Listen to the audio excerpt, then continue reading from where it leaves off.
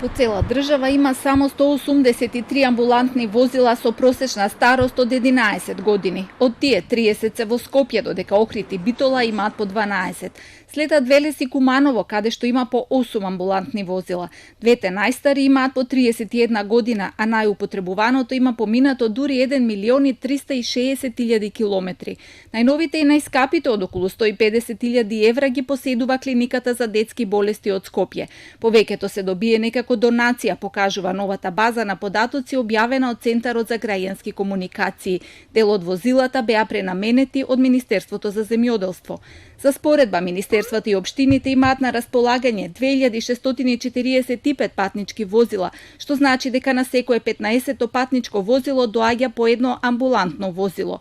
Слична е ситуацијата и со противпожарните возила. Ниво државата ги има само 220, а во оваа бројка спаѓаат цистерните, возилата за гасење пожари и сите други возила на противпожарните екипи. Просечната старост на овие возила е 27 години. Најстарите, кои имаат по 53 години, ги поседуваат Струмица и Валандово. Директорот на Центарот за управување со кризи вели дека е свесен за овие проблеми, но не достигаат пари.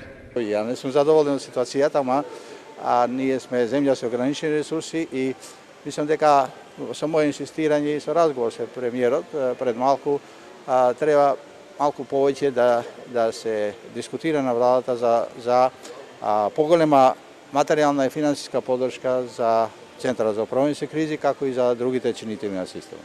Во државата не проработе ниту единствениот број за итни повици 192, што е стандард во Европската Унија. Комуникацијата на тимовите на терен што се покажа како слабост при големите кризни ситуации во државата, како поплавите во Скопскиот регион и автобуската несреќа кај Ласкарци, ќе се олеснува со новиот дигитален систем за управување со кризи, донација од НАТО.